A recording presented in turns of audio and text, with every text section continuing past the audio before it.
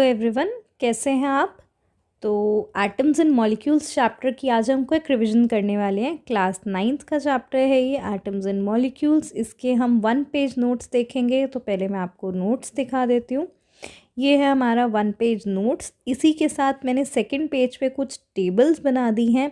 Although ये tables आपकी NCERT book में हैं, लेकिन फिर भी जब आप चैप्टर रिवाइज करेंगे तो आपके लिए आसानी होगी कि अगर ये टेबल्स बनी होंगी एक ही जगह पे आपको सिर्फ ये 2 पेज पढ़ने पड़ेंगे और आपका चैप्टर कंप्लीट हो जाएगा। ठीक है, तो ये आपके क्विक रिवीजन में हेल्प करेगा। जब आप चैप्टर ऑलरेडी पढ़ चुके हैं और आपको फटाफट से एक रिवीजन करनी है तो आप सिर्फ ये नोट्स खोल सकते हैं और आपका चैप्टर फटाफट रिवाइज हो जाएगा। तो स्टार्ट करते हैं चैप्टर एटम्स एंड मॉलिक्यूल्स। अब एटम क्या होता है? The smallest indivisible part of matter is atom. Atom is the smallest indivisible part of matter. अब इसके बाद हमारे 2 लॉज आते हैं। लॉ ऑफ केमिकल कॉम्बिनेशंस, जिसका पहला लॉ है law of conservation of mass. Law of conservation of mass कहता है that mass can neither be created nor be destroyed, it can only be transformed from one form to another form, यानी the total mass of the reactants equal to the total mass of the product.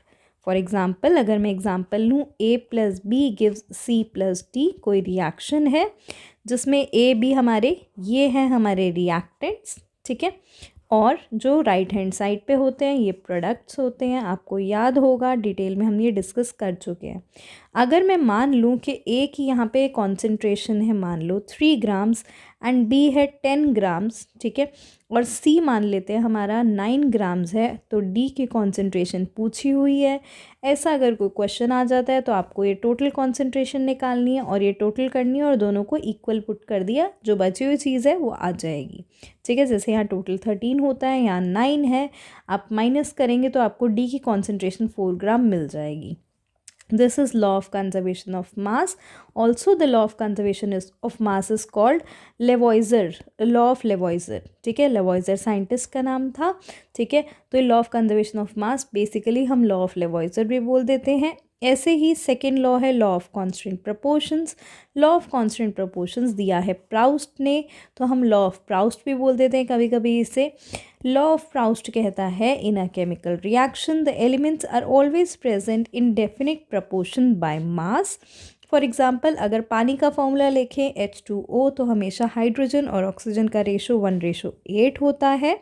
ठीक है, या फिर NH3 ammonia का case देखें तो nitrogen और hydrogen का रेशो 14:3 होता है। और कोई एग्जांपल लेते थे, कार्बन डाइऑक्साइड, कार्बन 12 ग्राम होते हैं, ऑक्सीजन 16 to the 32 ग्राम, यानी 3:8 आ जाता है हमारा। ठीक है, तो CO2 में 3:8 होता है, कार्बन रेशो ऑक्सीजन 3:8। ठीक है, तो हमारा ये डिटेल में हम डिस्कस कर चुके हैं, इसलिए जल्दी जल्दी कर रहे हैं। Law of constant proportions that the elements are always present in definite proportion by mass. अब इन्हीं 2 लॉज के बेसिस पे याद करो, हमने डाल्टन्स एटॉमिक थ्योरी बताई थी। डाल्टन्स एटॉमिक थ्योरी के कुछ इंपॉर्टेंट पॉस्टुलेट्स होते हैं। पहला पॉस्टुलेट है all matter is made up of very tiny particles called atoms. Second postulate, atoms are indivisible particles. Indivisible particles होते हैं, उन्हें तोड़ा नहीं जाता, which can not be created और डिस्ट्रॉयड। अब यहीं से क्वेश्चन बन जाता है कि ये जो डाल्टन का लॉ है ये कौन से लॉ से मैच करता है। ठीक है, तो ये हमारे इस लॉ से मैच करता है जो हमने लॉ ऑफ कंजर्वेशन ऑफ मास पढ़ा था। तो ये अगर आपसे पूछ ले law of conservation of mass Dalton के कौन से लॉ से मैच करता है, कौन से पॉस्टुलेट से मैच करता है, तो ये सेकेंड वाला पॉस्टुलेट। ठीक है, law of conservation of mass, law of conservation of mass भी यही कहता है। ठीक है, जो हमारा जो डाल्टन्स एटॉमिक थ्योरी का सेकंड पॉस्टुलेट है, that is law of conservation of mass only. अब थर्ड पॉस्टुलेट है atoms of a given element are identical in mass and chemical properties. Fourth postulate atoms of different element, अगर element same हो तो उनके जो atoms होते हैं उनका मास भी आइडेंटिकल होता है और केमिकल प्रॉपर्टीज़ भी एक जैसी होती हैं। लेकिन अगर डिफरेंट एलिमेंट्स हैं तो उनका मास भी डिफरेंट होता है और उनकी केमिकल प्रॉपर्टीज़ भी डिफरेंट होती हैं। ठीक है, फिफ्थ प्रॉपर्टी है atoms combine in the ratio of small whole numbers to form compounds. Atoms छोटे होल नंबर्स में कंबाइन करते हैं, और याद करो हमने ऊपर जब लॉ ऑफ प्राउस्ट पढ़ा है वो भी कुछ ऐसा ही कहता है कि एटम्स एक डेफिनेट प्रपोर्शन में कंबाइन करते हैं, which means that this law of Dalton's atomic theory या this postulate of Dalton's atomic theory is also called law of Proust. ठीक है, तो यहाँ मैं प्राउस्ट लिख रही हूँ, मतलब कि अगर आपका क्वेश्चन आ जाए कि डाल्टन्स एटॉमिक थ्योरी का कौन सा पोस्टुलेट लॉ ऑफ प्राउस्ट या फिर लॉ ऑफ कांस्टेंट प्रोपोर्शन से मैच करता है, तो आप ये वाला लिखेंगे। सिक्स्थ हो गया हमारा point, the relative number and kind of atoms are constant for a given compound, यानी एक डेफिनेट नंबर और जितने एटम्स हैं वो कांस्टेंट रहते हैं इन अ गिवन कंपाउंड। ठीक है, जैसे NH3 है, इसमें नाइट्रोजन 1 है और हाइड्रोजन 3 है, तो ये रिलेटिव नंबर हो गया। And kind of atoms, kind of atom मतलब नाइट्रोजन और हाइड्रोजन, इन्हीं दोनों से NH3 बनेगा, अमोनिया मॉलिक्यूल बनेगा, तो ये कांस्टेंट रहता है किसी कंपाउंड का। इसके बाद आता है एटम्स कितने फॉर्म में होते हैं। एटम्स या तो मॉलिक्यूल के फॉर्म में हो सकते हैं या कंपाउंड की फॉर्म में हो सकते हैं। मॉलिक्यूल क्या होता है? Group of atoms that combined through sorry, group of atoms which combine through strong force of attraction। ठीक है, when group of atoms यहाँ लिखना चाहिए, when group of atoms combine through strong force of attraction तो molecule बनता है। और compound तब बनता है when the atoms combine in the ratio of small whole numbers, then compound is formed। ठीक है, जैसे NH3 कंपाउंड है, H2O कंपाउंड है और CO2 हमारा कंपाउंड है। ठीक है, ठीक है। और दूसरी बात, कंपाउंड्स हमेशा एक से ज़्यादा एलिमेंट से बनता है, जबकि हमारा जो मॉलिक्यूल होता है वो ज़्यादातर एक एटम से बन जाता है, कभी दो एटम्स भी लगते हैं। ठीक है, जैसे N2 हो गया, H2 हो गया, आर्गन Ar हो गया, सिल्वर Ag हो गया, sulphur S8 and phosphorus P4। ये 4 8 क्यों लगाया है, ये आगे बात करेंगे एटॉमिसिटी पे। ठीक है, अब एटॉमिसिटी क्या होती है? एटॉमिसिटी क्या है? Number of atoms which can combine together to form number of atoms which can combine together to form a molecule। जैसे कि यहाँ नाइट्रोजन जब बना तो 2 एटम्स कंबाइन करे, आर्गन में सिंगल एटम है, सल्फर में 8 एटम्स हैं, तो यही इसकी एटॉमिसिटी है। ठीक है, मॉलिक्यूल्स विच कंटेन 1 एटम या एटॉमिसिटी जिनकी 1 हो, जैसे आर्गन हो गया, हीलियम हो गया, सोडियम हो गया, एल्यूमिनियम हो गया, इन सब की एटॉमिसिटी 1 होती है। और भी एलिमेंट्स हैं इसलिए मैंने एक्सेट्रा लिखा है। एटॉमिसिटी 2 वाले एलिमेंट्स O2 हो गया oxygen, N2 nitrogen, H2 hydrogen, Cl2 chlorine हो गया। ठीक है, ये इंपॉर्टेंट है। एटॉमिसिटी 4 वाले एलिमेंट्स P4 फॉस्फोरस होता है, और इसी को पॉलीएटॉमिक बोलते हैं। पॉलीएटॉमिक मतलब 3 या उससे ज़्यादा पॉलीएटॉमिक वर्ड यूज़ कर लेते हैं हम। जैसे 4 हो गए तो इसको जनरली टेट्रा एटॉमिक बोल देते हैं, टेट्रा का मतलब 4 होता है, और जनरल वर्ड यूज़ करें तो पॉलीएटॉमिक। और सल्फ़र हो गया, सल्फ़र के 8 एटम्स कंबाइन करते हैं तो इसकी एटॉमिसिटी 8 है। डायरेक्ट क्वेश्चन बन जाता है एटॉमिसिटी फॉस्फोरस की और सल्फ़र की क्या क्या है। अब इसके बाद आता है आयंस। आयंस क्या होते हैं? हमारे चार्ज स्पीशीज़ होते हैं। पॉजिटिव अगर चार्ज हो तो उसका नाम कैटायन होता है, और अगर चार्ज नेगेटिव हो तो उसी का नाम एनायन होता है। ठीक है, और अगर स्पीशीज़ सिंगली चार्ज हो, यानी एक ही स्पीशी पे चार्ज हो, एक ही एटम पे चार्ज हो, तो मोनो एटॉमिक कहलाती है। लेकिन अगर बहुत सारे एटम्स कंबाइन करें और उन ग्रुप ऑफ एटम्स पे चार्ज हो तो पॉली एटॉमिक आयन कहलाता है। जैसे हम आगे देखेंगे mono atomic and poly atomic ions.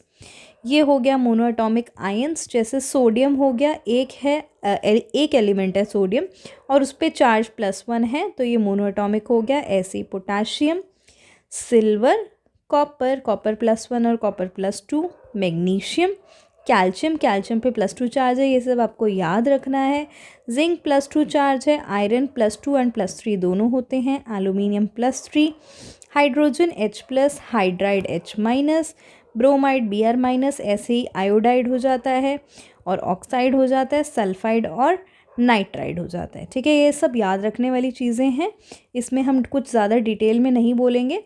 ऐसे ही पॉलीएटॉमिक वो वाले आयंस होते हैं जिनमें जब एक ग्रुप ऑफ एटम्स पे चार्ज हो, जैसे नाइट्रोजन और 4 हाइड्रोजन कंबाइन करते हैं तो NH4 और उसके ऊपर चार्ज है तो ये हो गया पॉलीएटॉमिक आयन।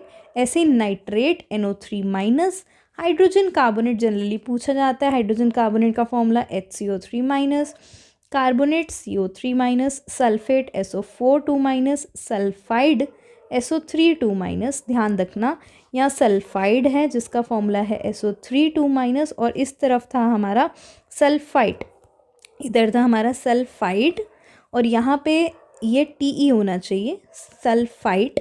सल्फाइड का फॉर्मूला SO3-, होता है और सल्फाइड का फॉर्मूला S2- होता है, S और ऊपर 2-। ठीक है, फॉस्फेट PO4 3-, ये फॉर्मूलेज हैं। ठीक है, अब इसके अलावा अगर एक शॉर्ट क्वेश्चन आपसे पूछा जाए तो वो ये बोलते हैं कि कौन सा एलिमेंट कहाँ से डिराइव हुआ है। जैसे कि जनरली जब एलिमेंट्स डिराइव हुए थे तो स्टार्टिंग में क्या हुआ था, डाल्टन्स एटॉमिक थ्योरी पे कुछ सिंबल्स दिए गए थे एलिमेंट्स के, लेकिन बाद में वो जो मेथड था वो सही नहीं लगा उन्हें, तो IUPAC यानी international union of pure and applied chemistry, इसकी फुल फॉर्म पूछ लेते हैं IUPAC की। तो इन्होंने कुछ सिंबल्स दिए, जैसे एल्यूमिनियम का AL था, आर्गन का AR, बेरियम का BA, बोरॉन का B, ब्रोमीन का BR। ठीक है, ये सब सिंबल्स आपको याद करने हैं। इसके अलावा अगर जो इम्पोर्टेंट है, जैसे गोल्ड का AU सिंबल होता है, गोल्ड का सिंबल AU होता है, AU क्योंकि ऑरम से आता है। ठीक है, ऑरम वर्ड से, यानी ऑरम का मतलब होता है येलो और वहाँ से गोल्ड डिराइव किया गया था, तो इस तरह गोल्ड का सिंबल आता है। लेड PB प्लम्बम वर्ड से आता है। ऐसे ही पोटाशियम के भी इसी तरह डिराइव होता है। अगर सिल्वर की बात करें तो आर्जीनियम। ठीक है, पोटेशियम का एक बार मुझे बताना, मुझे याद नहीं आ रहा, कैलियम है शायद, पोटेशियम के कैलियम से डिराइव होता है। सिल्वर AG, आर्जीनियम से, सोडियम Na, नाट्रियम से डिराइव होता है। तो इसी तरह कुछ सिंबल्स यहाँ लिखे हुए हैं जो मुझे इम्पॉर्टेंट लगा और जो NCERT बुक में थे। इसके अलावा एक मोल कंसेप्ट टॉपिक आता है, यहाँ से बहुत सारे न्यूमेरिकल्स आ जाते हैं। बहुत डिटेल में टॉपिक समझा चुकी हूँ। मोल कंसेप्ट का जनरल फॉर्मूला आपको पता होना चाहिए। N मैंने इसी फॉर्मूले से सब बताया, N = W/M और = N/N0। जिसने वीडियो देखी होगी उसे वो फॉर्मूला समझ आ रहा होगा मैंने क्या लिखा हुआ है यहाँ पे, और उसी से हमारे सारे क्वेश्चन सॉल्व हो जाते हैं। जिसको मोल कंसेप्ट में कोई प्रॉब्लम आती है, मैं यहाँ वीडियो डाल दूँगी मोल कंसेप्ट की, आई करके लिंक होगा, वहाँ पर आप वीडियो देख सकते हैं। ठीक है, मोल कंसेप्ट आपका वहाँ से क्लियर हो जाएगा। ये शॉर्ट रिवीजन थी इसलिए मैंने डिटेल में नहीं लिया मोल कंसेप्ट। इसी के साथ हमारा ये 1 पेज नोट्स ख़त्म हो जाते हैं। टेलीग्राम चैनल पे आपको नोट्स मिल जाएंगे, आप वहाँ से डाउनलोड कर सकते हैं। And you can connect with me on Instagram also. Video पसंद आई हो तो do hit the like button and thank you for watching my video.